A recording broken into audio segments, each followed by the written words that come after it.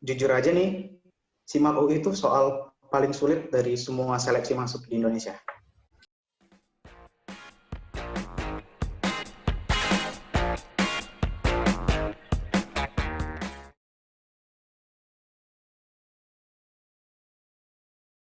Halo Sobat Akanda, welcome to the YouTube channel Akanda Inspiring, Anak Kampung dan Desa Bisa. Kali ini kita sudah terhubung dengan salah satu narasumber kita atau Sobat Akanda yang mau berbagi cerita dengan kita. Siapa dia dan bagaimana ceritanya? Let's check it out. Halo. Halo. Iya, dengan Daniel nih. Iya, Daniel. Oke, Daniel. Oke, Dan. Welcome to Akanda, Anak Kampung dan Desa Bisa. Tapi kayaknya ada teman-teman yang lain yang belum mengenal si Dan ini. Coba deh, perkenalkan namanya dulu Dan, buat kita. Halo, jadi kenalin nama aku Daniel Syaputra Purba. Asal sekolah dulu waktu SMA itu SMA Negeri 1 Raya, Kabupaten Simalungun. Sekarang kuliah di Fasilkom UI, jurusan Sistem Informasi, angkatan 2019. Terus kamu dari Pematang Raya Siantar ya? Ya, Pematang Raya gitu. Ya. Kabupaten Simalungun. Oke, Simalungun gitu ya. Oke, jelasin sekolahnya dulu dong, Dan. Sekolahnya gimana, terus SMA berapa, gitu-gitu. Oke, jadi kayak yang tadi udah aku bilang, aku dari SMA Negeri 1 Raya di Kabupaten Simalungun. Itu bisa dibilang salah satu SMA terbaik sih di Kabupaten Simalungun. Oke, terbaik di SMA Simalungun ya? Di Simalungun. Oke. Salah satu ya, salah satu. Reputasi sekolahnya itu gimana sih, Dan? Kira-kira maksudnya persentase setiap tahunnya masuk ke perguruan tinggi top di Indonesia gitu, kira-kira setiap tahunnya ada nggak? Kalau masuk ke perguruan tinggi ya, itu setiap tahunnya pasti ada sih. Ada sekitar lebih dari 10 lah pastinya. Pokoknya ada banyak lah gitu. Ada banyak. Bahkan ya. 30-an gitu lah. Nah, tapi kalau misalnya kita bilang kayak perguruan tinggi negeri yang paling topnya, misalnya kayak UI, ITB, UGM gitu, itu emang benar-benar jarang sih, Bang. Oke, itu benar-benar jarang. Tapi kamu one of the lucky person gitu ya. Kamu adalah salah satu orang yang berhasil, yang beruntung gitu. Terus kita mau tahu dong, kalau misalnya sekolah kamu itu kan kita udah sempat juga interview ada beberapa dari sekolah. Terus sekolah kamu itu cara mempersiapkan siswanya buat ke PTN itu gimana sih, Dan? Dari kelas 1, kelas 2, kelas 3, apakah udah langsung ada persiapan gitu? Oh, ini harus persiapan ke PTN nih, atau gimana? Ada program-program sekolahnya nggak gitu? Jujur aja sih, kalau misalnya dari sekolah aku dulu ya, SMA Negeri 1 Raya, itu kalau untuk persiapan ke top PTN-nya ataupun ke PTN itu sebenarnya kurang sih, Bang. Mereka itu lebih mempersiapkan ke ujian nasional. Untuk ke PTN gitu, itu dia harus kita sendiri gitu yang berusaha gitu. Kita harus nyari informasi ke PTN-nya. Mereka tuh kayak tugasnya ngasih pembelajaran sebatas UN gitu. Jarang sih ngasih informasi soal PTN gitu. Itu sih ya kalau yang aku alamin dulu waktu di sekolah. Terus kalian di sekolah itu ada kelas plusnya, atau mungkin ada kelas unggulan, atau mungkin ada saringan masuk nggak sistemnya? Kebetulan ada sih, Bang, yang plusnya, dan kebetulan aku yang SMA plusnya juga. Berarti setelah masuk dari kelas 1 gitu ya, straight langsung masuk ke kelas unggulannya ya? Kelas plusnya ya? Iya. Dan itu masuk ke kelas plusnya memang pertamanya diseleksi gitu. Oke, diseleksi. Terus kamu apa namanya, berarti kamu memiliki pengen kuliah itu di kelas berapa sih? Pengennya kuliah nih gitu. Itu kamu kelas berapa? Sebenarnya kalau pengen kuliah itu sebenarnya udah dari SMP sih, Bang. Pengen kuliah ke Jawa itu sebenarnya udah dari SMP. Cuman namanya juga masih SMA nih kan. Kelas 1, kelas 2 itu kayak masih lama gitu kan. Belajarnya kurang serius gitu. Rupanya tiba-tiba udah kelas 3. Kelas 3 itu jadinya banyak. Jadinya harus banyak yang diulang lagi kan buat masuk ke perguruan tingginya. Jadinya sih itu kayak keteteran gitu. Ada kesulitan. Oke. Kamu lulusnya tahun 2019 ya? Iya, lulusnya tahun 2019. lulusnya tahun 2019, itu tahun berapa kamu lulusnya? Lulusnya tahun berapa? Lulusnya tahun 2018, tapi masuk ke UI-nya 2019. Oh, berarti kamu ada jeda ya? Ada jeda 1 tahunnya, Bang. Oh, ada jeda 1 tahunnya. Oke, aku mau tahu juga nih, maksudku apa namanya, sebelum kamu masuk UI gitu kan, berarti kamu lulusnya tahun 2018. Aku mau tahu kegiatan kamu di 1 tahun itu. Berarti kamu nggak lulus undangan juga ya? Enggak. Undangan pertama kali itu nggak lulus. SBM tahun pertama itu juga nggak lulus. Undangan kamu milih fakultas apa? Maksudnya universitas apa? ITB sih, Bang, dulu. ITB, berapa universitas kalau undangan?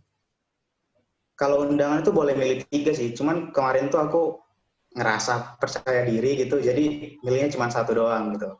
ITB jurusan apa kamu ambil? Fakultas sih, Bang, namanya. Fakultas atau sekolah gitu kan, kalau ITB kan lebih milih gitu. Sekolah fakultas teknik apa? elektro dan STE. Teknik elektro. Berarti, sekolah teknik elektro dan informatika. Tapi hasilnya kamu nggak lulus waktu itu ya? Iya, hasilnya nggak lulus. Nggak lulus. Nah, gimana? Kamu juara nggak di kelas waktu itu, Dan? Juara sih, Bang. Juara bahkan kemarin tuh selalu top 3 lah gitu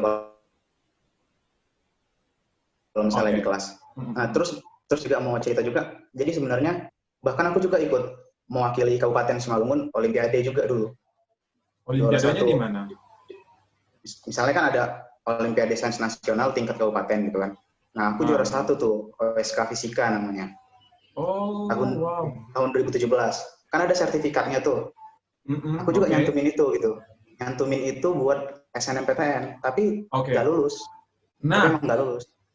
Kamu juara top 3 di kelas bertahun-tahun gitu ya, terus kamu juga juara 1 Olimpiade Fisika ya, se-Sumatera Utara ya?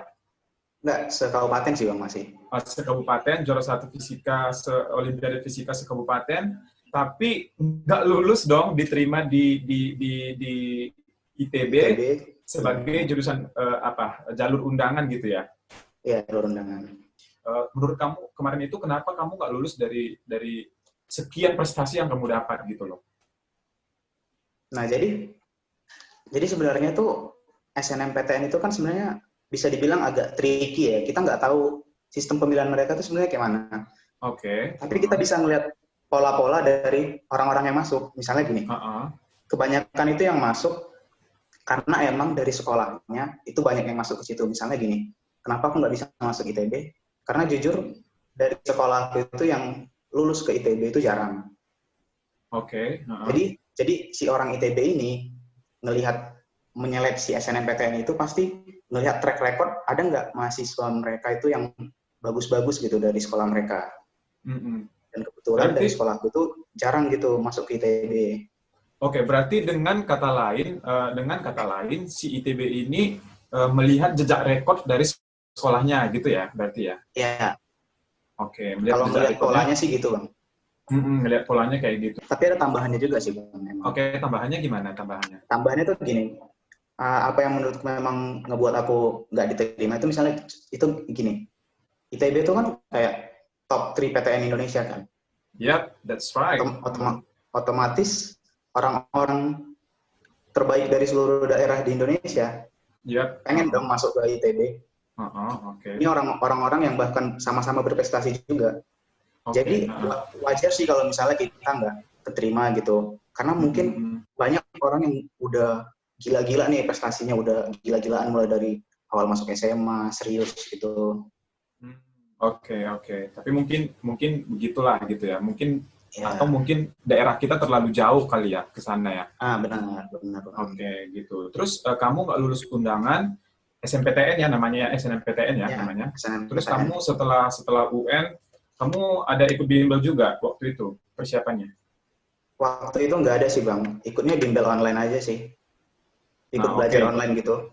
Kamu ikut belajar online, terus kamu daftar SBMPTN-nya ikut lagi nggak? Atau gimana? SBMPTN-nya ikut. SBMPTN-nya kamu coba lagi keberuntungan buat ke ITB ya? Iya. Oke, Benar. dengan fakultas yang sama atau gimana? Atau Fakul- beda? Fakultas yang sama juga, Bang. Kamu ngambil fakultas yang sama, eh, Iya. kamu masih ingat nggak kira-kira berapa passing grade-nya waktu itu? Eh, Jujur aja nih, fakultas yang gue pilih itu kan stay ITB itu fakultas dengan passing grade tertinggi di ITB. Itu Wow, sekitar 65%. Kalau that's kita great. ngelihat kalau kita ngelihat buku-buku passing grade dari berbagai bimbel gitu, itu sekitar 65% gitu. Hmm, Ya, walaupun beda-beda oke, ya, oke. ada yang bilang 60%, tapi bisa kita lihat sekitar 60-an persen. Jadi emang gila 60%. sih itu, Bang. Berarti passing grade-nya itu tinggi sekali gitu ya, Dan ya? Tinggi sekali, Bang. Dan Tinggi salah satu yang sekali. tertinggi dari semua PTN. Salah satu Oke, yang tertinggi. salah satu dari yang tertinggi. Kenapa sih kamu milih itu dan fakultas elektro itu? Apa yang melatar belakangi kamu milih itu? Eh, jadi dulu emang dari SMP itu udah suka sih, Bang, sama hal-hal yang berbau-bau teknologi gitu. Oke. Jadi dari dulu emang udah mutusin buat belajar hal-hal kayak gitu. Terus dulu Mm-mm. mikir, ini gimana ya? Nah, kan namanya juga ngelihat buku-buku PTN gitu kan, Institut Teknologi gitu. Oh, teknologi nih, pasti hal-hal teknologinya bagus nih kalau di sini gitu kan. Jadi Oke, dulu oke. milihnya ke ITB, terus jurusan itu Oke. juga. Tapi emang dari dulu emang Oke. dasar nggak serius aja sih, Bang. Jadi ya gitu, Ya. kurang sih Tapi Bang kalau masih. tapi kalau belajar dari kamu gitu lah ya, dan aku kan undangan juga nih SNMPTN juga gitu. Pada zamannya tahun 2011 yang lalu gitu loh. Tapi pada waktu itu aku emang buat sobat Akanda juga gitu ya. Kalau memang punya piagam atau punya prestasi atau punya sertifikat-sertifikat yang lain gitu, menurutku itu dicantumin aja semua gitu. Terlepas lulus atau nggak Iya, lulus ya, itu kan udah dari keputusan dari atasnya gitu. Tapi ya cantumin kalau aja.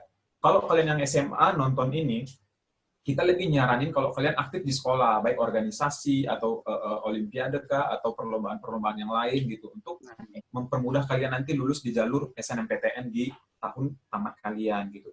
Terus kamu nggak lulus SNMPTN juga dan atau gimana tahun 2018? SBMPTN SBMPTN-nya itu nggak lulus juga Bang.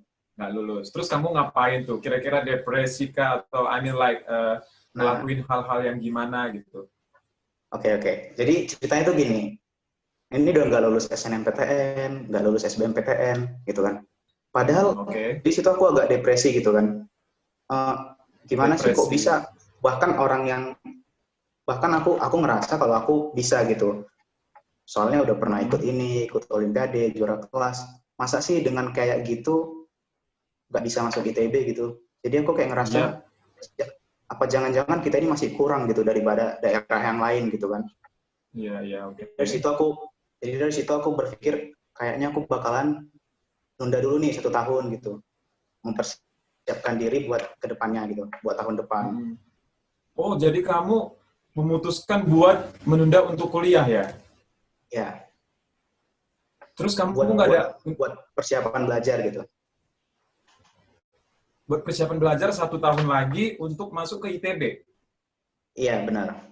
Wow, itu gimana ya? Itu salah satu sacrifice gitu ya, pengorbanan yang kamu lakuin gitu, pengorbanan yang kamu lakuin untuk masuk ke ITB gitu loh.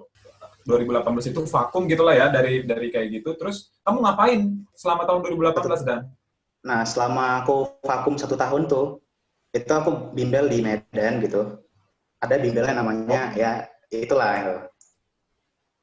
yap, Bimbel oke di aku. Medan, belajar ya lama-lama passing grade-nya emang hampir-hampir mendekati gitu. Cukup percaya diri lah gitu. Kamu langsung dari awal tahun, maksudnya dari September kah bimbelnya 1 tahun full Ya, atau gimana? mulai dari September 1 tahun full sampai persiapan SBMPTN berikutnya. Jadi di bimbelnya itu ada namanya kelas alumni gitu. Oh, tapi ada Ya. persenan persenan bayarannya juga yang kurang ya? Atau gimana? Hmm, ada sih Bang, ada.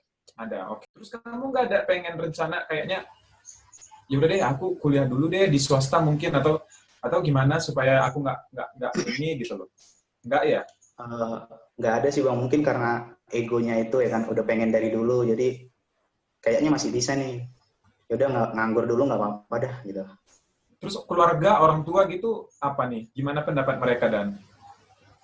Kalau keluarga sih sebenarnya awalnya nggak setuju gitu, nyuruhnya tetap kuliah aja dulu. Tapi aku mau meyakinkan sama keluarga gitu, kalau kalau sebenarnya bisa gitu. Oh, berarti bukan gara-gara kemauan keluarga ya, tapi memang karena kemauan kamu ya? Ya kemauan sendiri. Oke, karena kemauan kamu, terus kamu memang nggak mau kuliah, tapi eh, ekonomi keluarga gimana sih, Dan? Mencukupi nggak kalau misalnya kamu kuliah di swasta waktu itu? Jujur aja kurang mencukupi sih Bang kalau memang harus kuliah ke swasta juga. Oh, kurang mencukupi dari segi Nah, ekonomi gitu. Terus ya kalau biaya dari segi biaya ekonomi. biaya kursus kamu, biaya bimbel kamu waktu di Medan selama 1 tahun selama biaya hidupnya itu gimana waktu itu? Kalau itu kita hitung-hitung, eh, kalau memang kita bimbel bimbel gitu, lebih lebih ini sih Bang, lebih sedikit daripada misalnya kuliah ke swasta gitu. Oke, Jadi nggak berarti apa-apa gitu. mungkin Terus kalau misalnya, terus juga dibantu sama keluarga yang lain juga gitu. oke, dibantu keluarga yang lain juga gitu. Tapi memang banyak cerita gitu, Dan banyak sekali cerita, bahkan sampai ada yang 2 tahun apa namanya break Nah, gitu ya. itu banyak Ada itu. sampai 2 tahun break untuk ngambil jurusan yang mereka inginkan gitu loh. Itulah Ya. lika-liku perjalanan mungkin yang harus dihadapi oleh seorang yang lulusan SMA yang nggak diterima di PTN favoritnya gitu. Terus kamu yang itu tadi kita lanjut terus, kamu nggak lulus itu juga, terus kamu bimbel, terus pada akhirnya tahun berikutnya kamu ngambil ujian apa aja nih? Kategori-kategori ujian apa aja? Di tahun Uh, 2019, masih jadi 2018 ya? ya 2019. 2019 ujiannya lagi kan. Jadi Oke. waktu di tahun 2018 itu kan namanya SBMPTN, nama Iya, oh iyalah, ujiannya. oke. Kalau di Oke. tahun berikutnya itu udah diganti namanya jadi UTBK. Nah, di situ di tahun itu itulah tahun pertama kita itu ujiannya berbasis komputer gitu. Oke. Jadi dulu itu aku ngikutin UTBK. Nah, dulu UTBK itu juga tetap milih stay ITB juga gitu. Kamu kekeh banget gitu ya? Kamu kekeh milih Ke ITB-nya di SBMPTN ya? Iya, tahun Oke, 2019. kamu kekeh ngambil di SBMPTN-nya, terus gimana tuh hasilnya? Setelah 1 tahun, kamu berjuang mati-matian buat masuk di situ gitu loh. Gimana? Ya, ya seperti yang udah kita tahu kan kenyataannya nggak kuliah di situ kan. Berarti Oh, gitu ya. uh, Sakit nggak? ya, Sakit nggak, Dan, wah nerima sakit banget bang. kenyataannya? Udah ngorbanin semuanya, udah Oke, belajar mati-matian, try out gitu. oke. Oke. Tapi itulah yang harus dihadapi oleh seorang Daniel gitu ya, Daniel Purba. Ya, Tapi pada akhirnya kamu nggak lulus di SBMPTN, itu kira-kira kenapa lagi? Adakah mungkin eh, aku nggak kuat di sini nih, atau aku lemahnya di sini nih, atau gimana waktu itu supaya kamu nggak lulus kira-kira? uh, kalau nggak lulus ini sebenarnya gini ya bang ya. Karena emang namanya sistemnya tuh seleksi gitu kan. Jadi Oke. uh, walaupun kita emang bisa, tapi kalau emang ada orang lain yang lebih bisa ya gimana lagi gitu. Kita mau bilang apa gitu. Oh, Oke, oke, oke oke. mungkin kita bisa dapat passing grade 65 misalnya. Tapi ternyata Oke. yang lain pada 70. Nah, itu terus gimana? Tapi menurut kamu waktu itu kamu kalau dari segi passing grade kamu lewat nggak kira-kira? Dulu pernah nyampe 68 sih Bang kalau try out gitu. Nggak. Oh, tryout-nya kamu Kalau 68, tapi pas UTBK-nya menurut kamu kira-kira nyampe nggak dari kamu pasti tahu kan, kurang lebih tahu oh jawabannya ya, gitu. dulu itu emang mikirnya tuh gini, dulu kan itu nilainya sebenarnya kalau dipertimbangkan itu cukup bisa lah, cukup Oh, bisa masuk gitu. Tapi agak-agak di batas bawah sih Bang, tapi cukup beraniin diri aja gitu. Siapa tahu bisa gitu. Bisa oke, masuk oke. tapi di batas bawah gitu. Oke. Tapi kamu ngerasa bisa masuk, tapi mungkin di batas bawah gitu ya, mungkin di batas bawah, Ya, tapi setidaknya kamu kan udah tahu hasil ujiannya, terus kamu bisa agak percaya diri, bisa masuk. Pada akhirnya kamu nggak masuk, terus eh, ya aku bilang sih itu pelajaran berharga sih, Dan, buat kamu gitu. Itu pelajaran ya, berharga.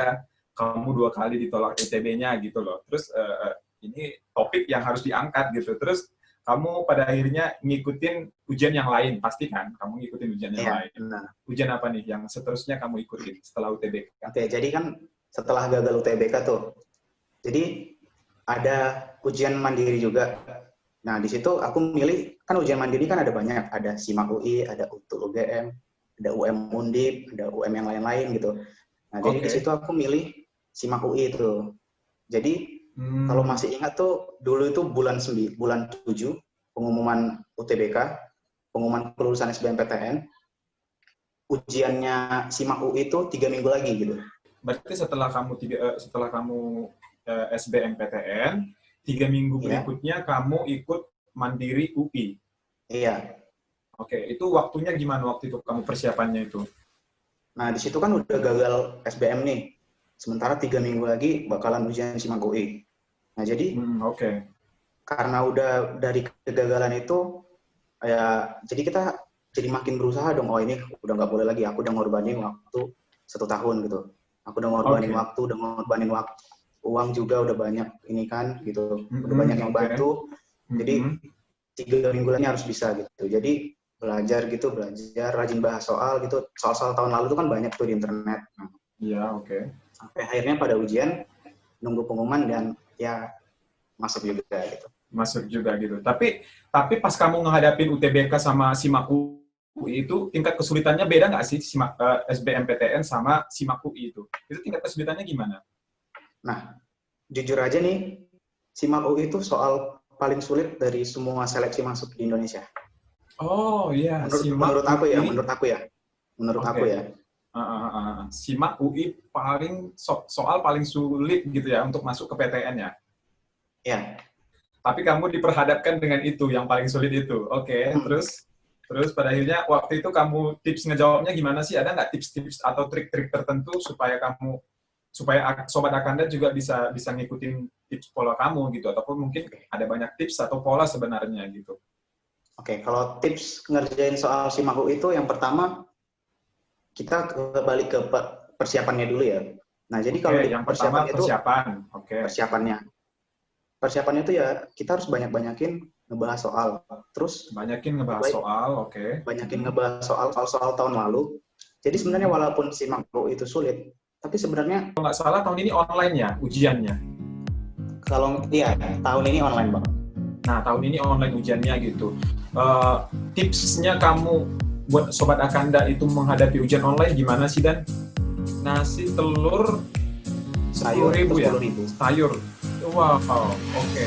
Berarti kalian jangan takut kelaparan juga Sobat Akanda ya, karena 10.000 kalian udah bisa makan gitu. Terus kalau kalian mau irit, itu nasinya boleh dibagi 2 lagi. Thank you Sobat Akanda yang udah nonton video ini sampai selesai. Dan kalau kalian suka, jangan lupa like dan share ke teman-teman kalian. Dan kalau kalian punya teman yang mau berbagi cerita, inspirasi dengan kita, boleh komen di bawah atau DM di Instagram kita. Terima kasih yang udah nonton. Sampai ketemu di video berikutnya. Dadah!